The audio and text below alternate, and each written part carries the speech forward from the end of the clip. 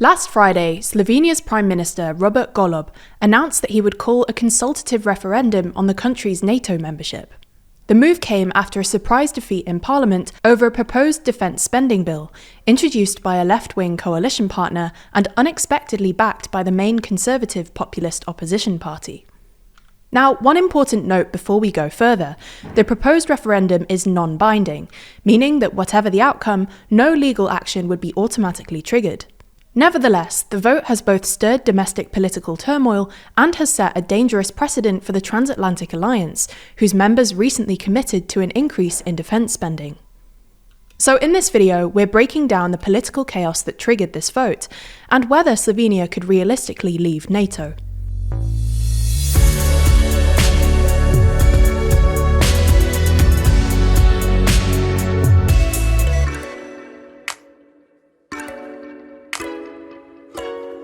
If you're interested in the political alliances and groupings that shape our world, then you might enjoy our poster, Every Alliance Explained. It shows, in slightly confusing detail, all of the world's major alliances and how different countries link together. Check out the poster as well as the video which explains it by clicking the link in the description. First, let's start with a little bit of context on recent Slovene politics. Since the 2022 general election, where he scored a landslide victory over Slovenia's three-time Prime Minister and populist conservative Janez Janša and his Slovenian Democratic Party, or SDS, Robert Golob has led the country as head of the Liberal Freedom Movement Party. A political novice and former head of a major Slovenian electricity company, Golob entered the scene just 4 months before the election, having taken over a small seatless Green Party and rebranded it as the Freedom Movement. His campaign successfully tapped into growing anti-government protests that had erupted during Janša's dominating tenure, with many Slovenians becoming concerned about what they saw as a decline in democratic standards and the rule of law. Janša, who's sometimes compared to Hungary's Viktor Orbán, faced criticism from Brussels for suspending funding to the National Press Agency and delaying the appointment of prosecutors to the EU's new anti-corruption body. Anyways, Golob, who secured an impressive 41 seats in Parliament, soon formed a three-party centre-left coalition government with the Social Democrats Party and the Left, which together contributed an additional 12 seats. Altogether, the coalition held 53 seats, just shy of the two-thirds majority needed for major constitutional decisions. However, only 1 year into power, the coalition became plagued by political infighting and scandals. The government has been criticised for abandoning wide-reaching tax reforms, delaying their much-lauded health system reform, and failing to increase judicial salaries, which the Constitutional Court argued are so low that they jeopardise the independence of the judiciary. Meanwhile, Golob has faced criticism for incompetency and governing by decree. As such, polling for his party dropped below the main opposition party in August 2023, and Golob has faced declining approval ratings, to the point that he's now one of the least popular senior politicians in Slovenia. Needless to say, it's been a rough few years, and things came to a head during this year's NATO summit in late June. Under pressure from US President Donald Trump, NATO members agreed to ramp up defence spending to 5% of GDP by 2035, more than double the previous 2% target. Slovenia, notably, has never met the 2% goal. In 2024, it spent just 1.29% of GDP on defence, the lowest in the alliance alongside Spain, whose Prime Minister Pedro Sánchez made headlines for refusing to commit to the new 5% target. In fact, Trump's envoy for special missions, Richard Grenell, even singled out Slovenia for criticism over its low defence spending back in March. Trump's proposed 5% target includes 3.5% for direct defence spending and 1.5% for broader security investments like infrastructure. After the summit, Golob clarified that Slovenia had only committed to 3% by 2030, and that the rest could come from civilian projects, not just weapons. But that explanation didn't sit well with Golob's coalition partners, who accused Golob of bypassing them. Describing NATO's new 5% target as militant hysteria, the leader of the Left Party, one of Golob's coalition partners, proposed a consultative referendum, which would ask voters whether they are in favour of Slovenia increasing defence spending to 3% of GDP annually in 2030, or approximately €2.1 billion. Despite support from the Social Democrats, the third junior coalition partner, many assumed that the proposed referendum wouldn't garner enough support, as Golob's Freedom Movement were ready to vote against it. The proposal looked likely to fail, as Golub's freedom movement did in fact vote against it. But in a surprise twist, the motion passed 46 to 42, thanks to support from the main opposition party, the SDS, which raised some serious eyebrows.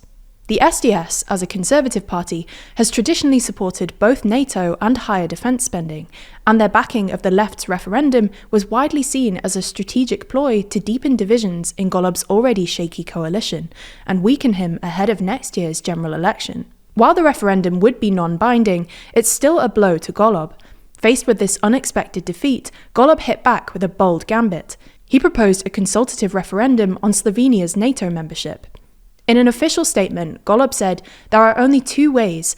Either we remain in NATO and pay membership, or we leave the alliance. Everything else is populist deceit of the citizens of Slovenia." The backlash was swift. Opposition leaders and pro-NATO figures condemned the move as reckless and dangerous. They described the whole fiasco as a dumb and dangerous game of chicken, which can have a profound impact on Slovenia's standing in NATO, the EU, and the world stage. In an attempt to escalate the pressure, SDS leader Janša called on Golub to tie the referendum to a vote of confidence in the government, a challenge Golub rejected.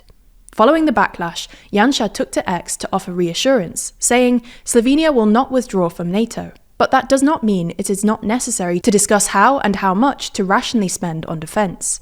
So what's really going on here? Well, it seems that Golub's NATO referendum is less about leaving the alliance and more about calling the SDS's bluff, using their own populist tactics against them. And despite being the one to propose the vote, Golub's party would likely vote against leaving NATO. Nonetheless, delegating this decision to the public is a risky move. Slovenes are pretty divided on the issue of increasing defence spending. A March poll by Mediana, for instance, showed that about 44% of the population see no need to raise defence expenditure, while around 40% advocate boosting military spending. Meanwhile, a survey from 2024 found that out of all NATO states, NATO membership is least popular in Slovenia, with just a slight majority of people there supporting membership. However, even if the public voted in favour of leaving, the referendum, as we said at the start, wouldn't be legally binding, and under Article 3A of Slovenia's constitution, withdrawing from NATO would require a two-thirds majority in parliament, something Golub doesn't have, and with what his current polling suggests, likely won't achieve in next year's elections either. But with all that being said, this entire fiasco feels all a bit familiar, eerily close to how the UK's Brexit referendum started, with former Conservative Prime Minister David Cameron running the referendum for political gain, mistakenly confident that they would win a symbolic Remain vote and ultimately triggering years of political chaos. This is a complex and nuanced story though, and as such there's plenty more to read about it online, including Spain's recent decision to break with NATO's new spending goals, with 42 sources reporting on it. For this story in particular, they've identified that there are at least 13 left-leaning sources and 2 right-leaning sources reporting on it. In fact, in addition to this, they've also shown the main differences in headlines between left-leaning and right-leaning outlets, with left-leaning outlets covering Sanchez's move as a calculated political gamble and labelling Trump's rebuttal to apply even harsher tariffs on Spain as provocative theatre, while centre-leaning outlets frame Trump's tariff threat as an uncertain mystery. We're able to do that because of Ground News, whose incredible website and app lets you discover the news and pulls back the curtain on media bias. That's because every story comes with a quick visual breakdown of the political bias, factuality, and ownership of the source's reporting, all backed by ratings from 3 independent news monitoring organisations. But one of the best parts of their app is their blind spot feed. It presents you with stories and articles that haven't been reported on by one side of the aisle or the other, helping you better break out of your media bubble and discover what those on the other side of the political spectrum are really saying. For example, if you lean right, you might have missed this story about Russia launching another record drone attack on Ukraine, because only 11% of the reporting comes from outlets leaning right. However, if you regularly check out the blind spot feed, you get shown what you're missing, helping you to keep on top of what the entire political spectrum is thinking about and why. If you're interested in everything that Ground News has to offer, you can get 40% off the Unlimited Access Vantage plan using the link in the description, or by scanning the QR code. This offer is only available here, so make sure you go to ground.news/TLDR or click the link in the description to get started and support an independent news platform working to make the media landscape more transparent.